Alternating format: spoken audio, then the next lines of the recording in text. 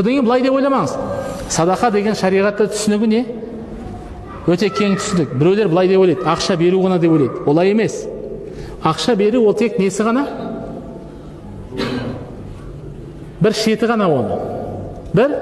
Біреу ғана. Сол үшін пайғамбарымыз саллаллаху алейхи уассалам көшеде тұрған, көлігіне мініп жатқан адамның затын жерден алып беруді садақа деп есептеген. Солай деп айтқан пайғамбарымыз. Мысалы, сен біреу көліктің үстінде тұр, қолына несі жетпей тұр, төменде тұрған затқа қол жетпей тұр. Соны алып берсең, не болып есептеледі? Садақа болып есептеледі. Екі ұрысып қалған адамның арасын жарастырсаң, ол не болып есептеледі? Садақа болып есептеледі. Жақсы сөз айту садақа болып есептеледі. Бұлардың бәрінің пайғамбарымыз саллаллаху алейхи уассалам не деп айтқан? Садақа деп айтқан. Ең болмаса жарайды. Жақсы сөз айта алмайсың, ақша бере алмайсың, екі адамның арасын